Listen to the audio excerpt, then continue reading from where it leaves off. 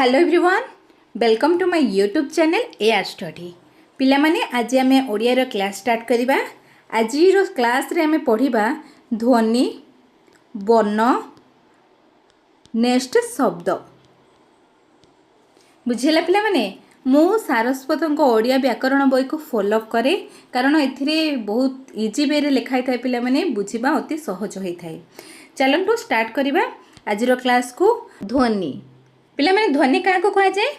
आम चारि पाखरे थिबा कंपन अथवा तुंडरू बाहरु थिबा अर्थपूर्ण उच्चारण को कौन कह जाए? पिला माने ध्वनि कह जाए।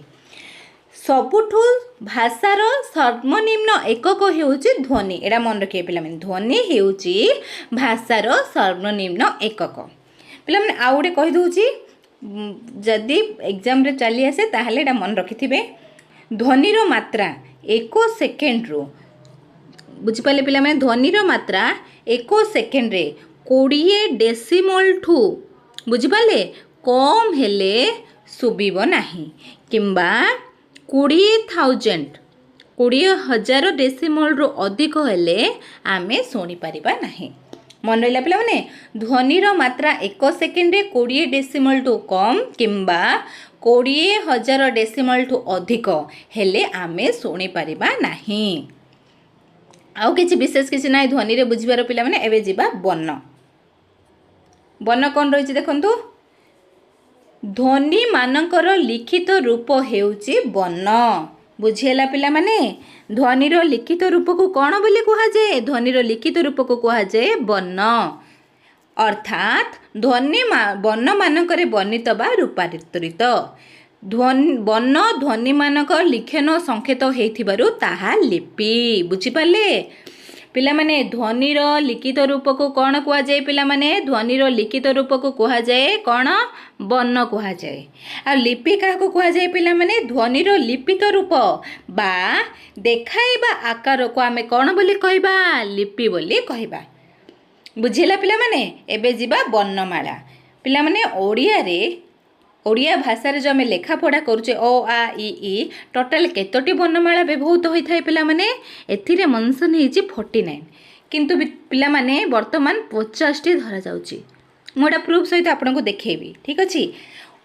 जदि 8th क्लास रो ओडिया मीडियम बही रे जाई देखिबे पिला माने, सेथिरे 50 टी रहिछि कोन? ओडिया भाषा रे व्यवहृत लेखा पढ़ा करिया पय 50 टी वर्णर व्यवहृत हेउथाय बोली रहिछि। बुझिला पिला माने कोन सेटा? एटी ह अछि पिला माने, आ गोटे क्ष नै। क्ष होची जुक्ताक्षर, क्षर सेठी ऐड हेछि। मु आपण मानको देखाई दउची प्रूफ सहित पिला माने। देखंतु पिला माने, 8th क्लास ग्रामर बुक रो द्वितीय अध्याय रे मेंशन अछि ध्वनि, लिपि, वर्ण। तो आमे वर्ण को जिबा पिला माने। वर्ण संख्या आडिया रे केतोटी अछि? 50 टी अछि। मु एठी लिखि दउची पिला माने, ओडिया रे वर्ण संख्या रहिछि केते? 50 टी। सेही भितरु दि प्रकार वर्ण संख्या, गुटे होछि हमर भाग होइछि ना पिला माने, गुटे होछि स्वर वर्ण आ गुटे होछि व्यंजन वर्ण। तो स्वर वर्ण केतोटी पिला माने? स्वर वर्ण होछि 11 टी। व्यंजन वर्ण केतोटी पिला माने? व्यंजन वर्ण होछि 39 टी। 11 टी स्वर वर्ण भितरे 8 टी होछि स्वर ध्वनि, 33 टी होछि पिला माने व्यंजन ध्वनि। बुझि पाले? पुणी पचारिबे स्वर ध्वनि कोन? देखंतु पिला माने एठी मेंशन हेछि ओ आ ई उ ए ओई ओ ओ, ए माने होचंदी स्वर ध्वनि, माने उच्चारित होचंदी 8 टी। आउ केतरा रहिला पिला माने? आउ जो 3 टी रहिला एडा को फॉलोअप करचंदी। ई माने ई, उ रो उ, आ गोटे होची रु। बुझि पाले पिला माने? तो आमु जदि परीक्षा रे आसिला टोटल केतोटी वर्ण संख्या रहिछि माने 50 टी, सेतिरो स्वर वर्ण केतोटी? 11 टी, व्यंजन वर्ण केतोटी? 39 टी, स्वर ध्वनि 8 टी, व्यंजन ध्वनि होची 33 टी। देखंतु पिला माने, व्यंजन ध्वनि मु देखाई दउची। एठी रहिछि व्यंजन ध्वनि। देखंतु क ख ग घ च छ एपरि भाबरे पिला माने ह पर्यंत 32 टी देछि व्यंजन ध्वनि। बुझि पाले? आउ जो रहिला पिला माने व निय ज स स, एही 5टी ध्वनिर मौलिक उच्चारण आम भाषा रे नाही। बुझिला? पुणी पिला माने विसर्ग, चंद्रबिंदु, अंशुमार ए सब को आधारित करिके टोटाल आमर व्यंजन ध्वनि होची 33 टी, ने स्वर ध्वनि होची केते पिला माने? 8 टी। तो मोट ध्वनि संख्या पचारे लिखिब पिला माने 41टी, वर्ण संख्या पचारे लिखिबे 50टी। बुझिहेला ना? मन रख परंते म आउ थरे रिपीट करछि। ध्वनि संख्या केतोटी पिला माने 41टी, वर्ण संख्या केतोटी पिला माने 50टी। बुझिहेला? आगु को बढ़िया पिला माने एबे पढ़िबा वर्ण मानकर विभागीकरण। देखंतु फास्ट देखिबा स्वरवर्ण पिला माने स्वरवर्ण केते प्रकार? स्वरवर्ण होची दी प्रकार। गोटे होची अश्व स्वर आ गोटे होची दीर्घ स्वर। अश्व स्वर रे केतोटी वर्ण अछि पिला माने 4टी, दीर्घ स्वर रे केतोटी वर्ण अछि पिला माने 7टी। से 7 + 4 11 ना पिला माने स्वरवर्ण टोटल 11टी अछि। बुझिहेला? नेक्स्ट पिला माने एबे टिका आगु देखिथिले ध्वनि अछि केतोटी पिला माने 8टी। स्वर ध्वनि 8टी, स्वरवर्ण 11टी। स्वरवर्ण दी प्रकार। गोटे होची ह्रस्व वर्ण, दीर्घ वर्ण। स्वर ह्रस्व स्वर होची 4टी, दीर्घ स्वर होची 7टी। बुझिहेला पिला माने? नेक्स्ट आगु को जिबा पिला माने कोन रहिछि? व्यंजन वर्ण को जिबा। व्यंजन वर्णर विभागीकरण। बुझिहेला? टोटल पर आमे देखि आसले पिला व्यंजन वर्ण केतोटी रहिथिला? व्यंजन वर्ण रहिथिला केतोटी पिला माने 39टी को। सेडा को भाग करा हैछि पिला माने गोटे निया हैछि 25 आ गोटे निया हैछि 14। बुझिपाले? 13टी अवर्गीय व्यंजन कहिछि से 14टी हबो। बुझिहेला पिला माने? तो 25 जो अछि पिला माने दी भाग करा हैछि व्यंजन वर्ण को। गोटे कोन पिला माने? गोटे होछि हमर कोन वर्गीय व्यंजन वर्ण आ गोटे होछि अवर्गीय व्यंजन वर्ण। गोटे होछि अवर्गीय व्यंजन वर्ण पिला माने आ गोटे होछि पिला माने वर्गीय व्यंजन वर्ण। बुझिहेला पिला माने? एठी मु मेंशन कर दोछि गोटे हला वर्गीय व्यंजन वर्ण आ गोटे हला अवर्गीय व्यंजन वर्ण। नेक्स्ट जिबा पिला माने देखिदा वर्गीय व्यंजन वर्ण जो 25टा अछि कोन कोन देखंतु। कोन लिखा हैछि पिला माने? व्यंजन वर्गीय व्यंजन वर्ण रो जो 25टा वर्ण अछि ताकू भाग करा हैछि। एकडा क वर्ग, च वर्ग, ट वर्ग, त वर्ग, प वर्ग। बुझिहेला पिला माने? देखंतु क वर्ग तारे क ख ग घ ङ 5टा गला। सेमिति 5टा वर्ग होइछि। प्रतिटी वर्ग रे 5टा लेखा वर्ण अछि। तो टोटल हमर केतरा हला पिला माने 25टी हला। क वर्ग को कोन कुहा जाय पिला माने? कंठ्य। फास्ट कंठरु आरंभ होउछि कंठ्य। च वर्ग को तालव्य, तापरे मूर्धन्य, तापरे पिला माने दांत, तापरे ओठ। तो दंत्य अष्ट्य। बुझिबाले? भितरु आनिबे पिला माने ताहले मन रखि परिबे। फास्ट आमे थंटरु आरंभ कले। फास्ट होउछि थंटीरु आरंभ होय जेहेतु होइछि फास्ट हला कंठ्य, तापरे तालव्य, तापरे मूर्धन्य, तापरे दांत अस्ति दंत्य, तापरे अष्ट्य। बुझिला? क च ट त प एमिति भाबरे वर्गीय व्यंजन वर्ण को भाग करा हैछि। तापरे जिबा पिला माने अवर्गीय व्यंजन विभागीकरण। कोन कोन रहिछि देखंतु पिला माने? गोटे हला अंतस्थ, आ गोटे हला उष्म, आ गोटे हला पिला माने अजग बाह। बुझिला पिला माने? अंतस्थ वर्ण रे कोन कोन रहिला? ज य र ळ ल ब। वर्गीय रे प वर्ग रे म ठो सरी जाइतिला। तो आउरला ज र ळ ब य। एडा होछि हमर अंतस्थ व्यंजन वर्ण। केतरा रहिला पिला माने एथिरे? 6टी। नेक्स्ट आमे जिबा उष्म अंतस्थ वर्ण। बुझिला? कोन? स स स ह। केतरा रहिला पिला माने? 4टी। नेक्स्ट जिबा अजग ह बाह। अंशुमार विसर्ग चंद्रबिंदु। केतोटी रहिला पिला माने? 3टी। तो टोटल केतोटा हला पिला माने? 13टी। किंतु मु आपण मानकु केतोटी कहितली? 14टी। आ गोटे कोन हबो पिला माने? ह परे क्ष हबो एठी। बुझिला पिला माने? उष्म वर्ण रे स स स ह क्ष। अंतस्थ वर्ण ज य र ळ ल ब। आ अजग बाहरे अंशुमार चंद्रबिंदु विसर्ग। बुझिला पिला माने? आ छड़ा आउ कोन पचारछ पिला माने एग्जाम रे? एटा भी मन रखिथिबे। अनुनासिक वर्ण किए बोली चिन्हा पे दे 5टा ऑप्शन दे 3टा ऑप्शन दे दिथियो पिला माने 3टा 4टा ऑप्शन दे दिथियो। बुझि पाले ना?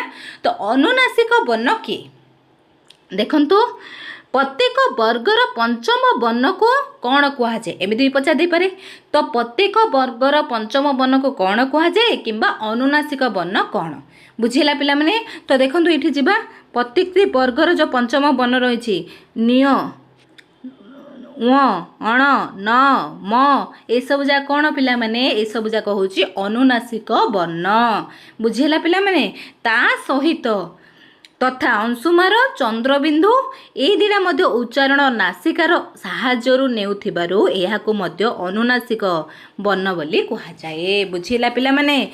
पंचम वर्ण ତା ସହିତ ଅଂଶୁମାର ଚନ୍ଦ୍ରବିନ୍ଦୁ ମଧ୍ୟ ଯେହେତୁ ଉଚ୍ଚାରଣ ସମୟରେ ନାକର ସାହାଯ୍ୟ ନେଉଛି ତେଣୁ ଆକୁ ମଧ୍ୟ ଅନୁନାସିକ ବର୍ଣ୍ଣ ବୋଲି କୁହାଯାଏ। ମନେ ରହିଲା ପିଲାମାନେ? ଆଗକୁ ଯିବା। ଆଉ ଗୋଟେ ମନେ ରଖିବେ ପିଲାମାନେ, ଅଳ୍ପ ପ୍ରାଣ ବ୍ୟଞ୍ଜନ ବର୍ଣ୍ଣ। ଅଳ୍ପ ପ୍ରାଣ କ'ଣ? ଆଉ ଗୋଟେ ରହିଲା ଅଳ୍ପ ପ୍ରାଣ, ଗୋଟେ ହେଉଛି ମହାପ୍ରାଣ। ଅଳ୍ପ ପ୍ରାଣ କ'ଣ ପିଲାମାନେ? ମହାପ୍ରାଣ କ'ଣ? ଅଳ୍ପ ପ୍ରାଣ ହେଉଛି କ, କିନ୍ତୁ ଖ ଉଚ୍ଚାରଣ କଲାରୁ କେମିତି କହୁଛେ ପିଲାମାନେ? ଖ। ତ ଅଳ୍ପ ବାୟୁ ଯେଉଁ ବର୍ଣ୍ଣରେ ବାହାରୁଛି ସେ ହେଉଛି ଅଳ୍ପ ପ୍ରାଣ, ଅଧିକ ବାୟୁ ଯେଉଁଥିରେ ବାହାରୁଛି ପିଲାମାନେ ସିଏ ହେଉଛି ମହାପ୍ରାଣ। ତ ଆମେ କ ଉଚ୍ଚାରଣ କଲେ କ, ଖ ଉଚ୍ଚାରଣ କଲାରୁ ଖ ଲମ୍ବ ନା ପିଲାମାନେ ଅଧିକ ବାୟୁ ବାହାରୁଛି ସେଇଟା ହେଉଛି ମହାପ୍ରାଣ। ବୁଝିହେଲା ପିଲାମାନେ?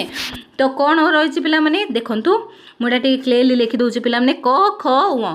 ତ ପ୍ରତିଟି ବର୍ଗର ପ୍ରଥମ, ନେକ୍ସଟ ଆମର ପିଲାମାନେ ଥାର୍ଡ଼, ନେକ୍ସଟ ଆମର ଫିଫ୍ଥ। ପ୍ରଥମ ତୃତୀୟ ପଞ୍ଚମ ବର୍ଣ୍ଣ। ବୁଝିପାରିଲେ ନା? ପ୍ରତିଟି ବର୍ଗର ପ୍ରଥମ ତୃତୀୟ ପଞ୍ଚମ ବର୍ଣ୍ଣକୁ କ'ଣ କୁହାଯାଏ ପିଲାମାନେ? ଅଳ୍ପ ପ୍ରାଣ ବ୍ୟଞ୍ଜନ ବର୍ଣ୍ଣ କୁହାଯାଏ। ତା ସହିତ ପିଲାମାନେ ଯେଉଁ ଅବର୍ଗୀୟ ବ୍ୟଞ୍ଜନ ଦେଖିଥିଲେ ସେଥିର ଜ ର ଳ ବ ଯିବ ଅଳ୍ପ ପ୍ରାଣ ବ୍ୟଞ୍ଜନ ବର୍ଣ୍ଣରେ। ବୁଝିହେଲା? ଏତେ ସବୁ ମନେ ରଖିବେ ପିଲା। କ ଗ ମ ଚ ଛ ଜ ନ୍ୟ ଟ ଡ ଏସବୁ ମନେ ରଖିବା ଅପେକ୍ଷା ଆମେ ମନେ ରଖିଦେବା ପ୍ରତିଟି ବର୍ଗର ପ୍ରଥମ ତୃତୀୟ ପଞ୍ଚମ ବର୍ଣ୍ଣ ତା ସହିତ ଜ ର ଳ ବ। ବୁଝିହେଲା? ନେକ୍ସଟ ଯିବା ପିଲାମାନେ ମହାପ୍ରାଣ ବ୍ୟଞ୍ଜନ ବର୍ଣ୍ଣ କ'ଣ?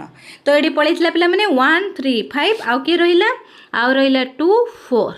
ତ ପ୍ରତିଟି ବର୍ଗୀୟ ବ୍ୟଞ୍ଜନ ବର୍ଣ୍ଣର ଦ୍ୱିତୀୟ ଚତୁର୍ଥ ବର୍ଣ୍ଣ ତା ସହିତ ପିଲାମାନେ ସ ସ ସ ହ ଏହାକୁ କ'ଣ କୁହାଯାଏ?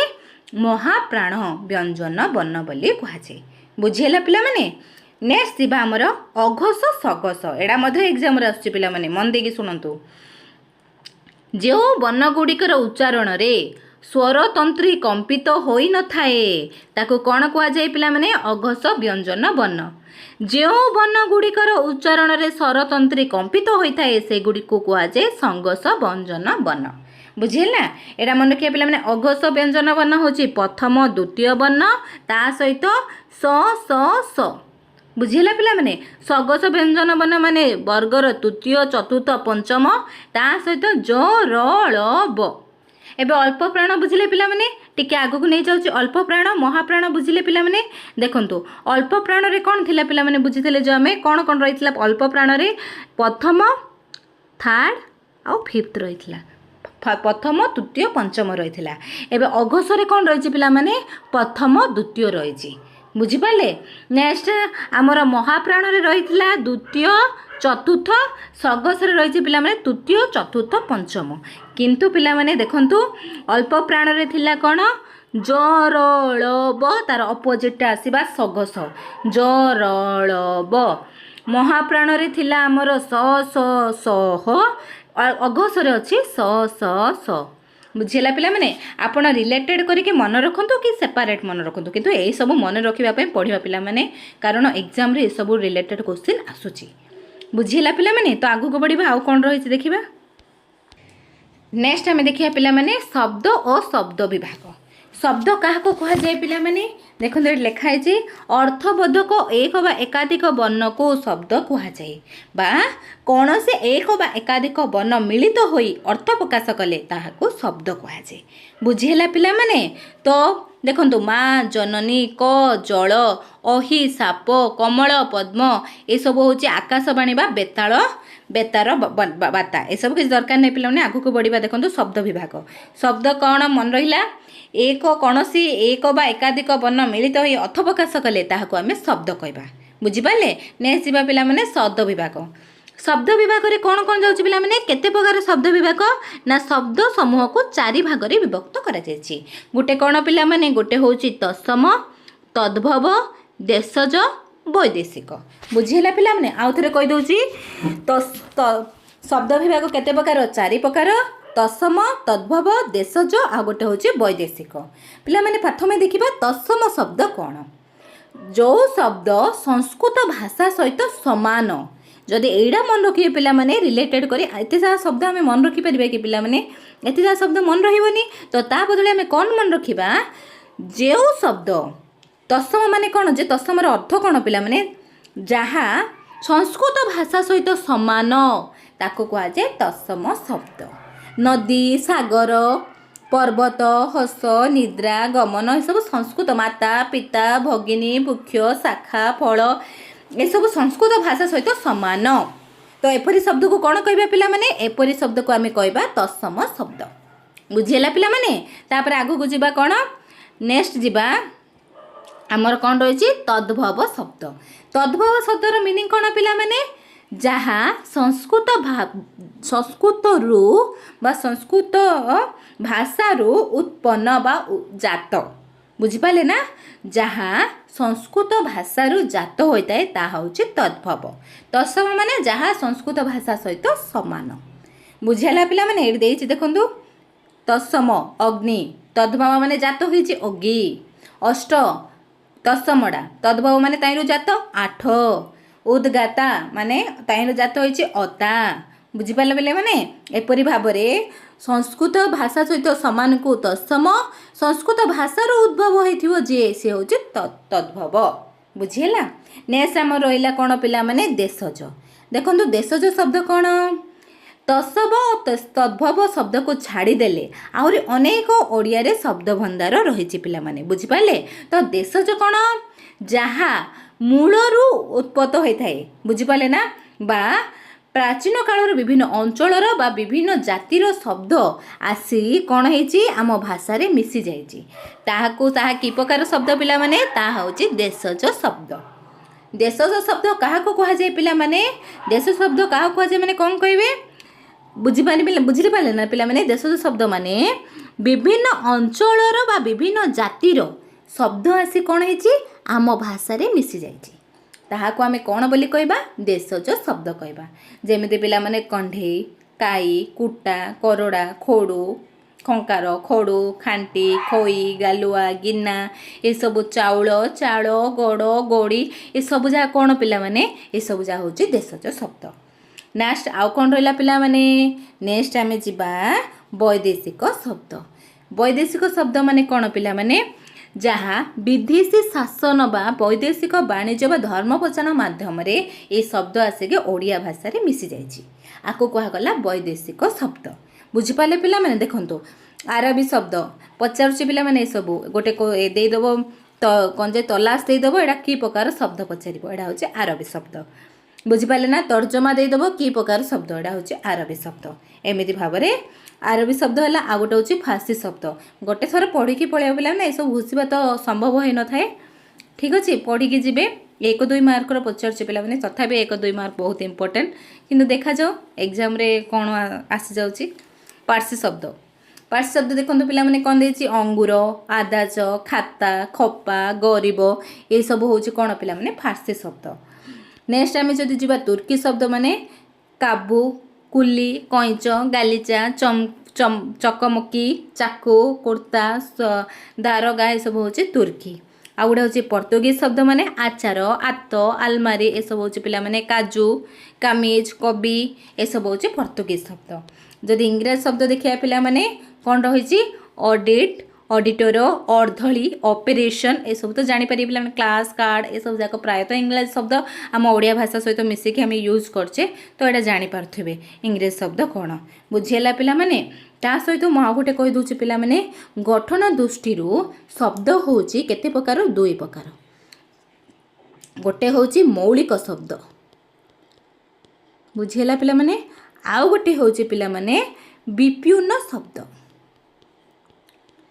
ए पचारे मौलिक शब्द माने कौन पिला माने जो शब्द रु गोटे वर्ण काटी हुए ना माने कौन पिला माने गछ अच्छी गचरु जदि आम गोटे वर्ण काटिदबा एटा शब्द है कि पिला माने हेलानी ताको कहगला मौलिक शब्द। सपोज पिला माने आम पाखे घर अच्छी गोटे वर्ण काटिदेले आर मीनिंग अच्छे पिला माने एटा शब्द हो पारा तो यहाँ कहुए मौलिक शब्द।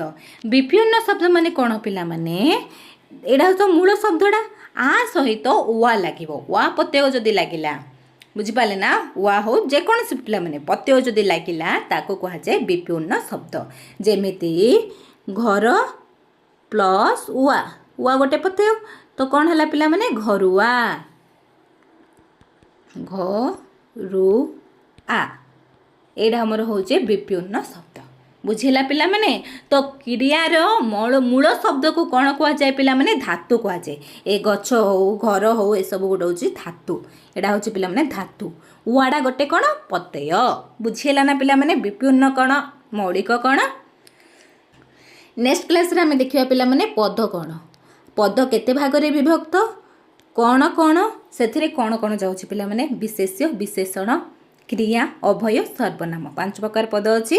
ସେଥିରେ ପୁଣି କ'ଣ କ'ଣ ଟାଇପ୍ ହେଇଛି ସବୁଯାକ ଆମେ ଡିଟେଲ୍ସ ପଢ଼ିବା। ପଦଟି ଇମ୍ପୋର୍ଟାଣ୍ଟ ରହୁଛି ପିଲାମାନେ, କାରଣ ଏଥିରୁ କ୍ୱେଶ୍ଚିନ୍ ଆସୁଛି। ଠିକ୍ ଅଛି। ତ ଆଜିର କ୍ଲାସ୍କୁ ମୁଁ ଏଇଠି ରଖୁଛି ପିଲାମାନେ। ପୁଣି ଥରେ ସେକେଣ୍ଡ କ୍ଲାସ୍ରେ ଆମେ ଡିସ୍କସନ୍ କରିବା ପଦ।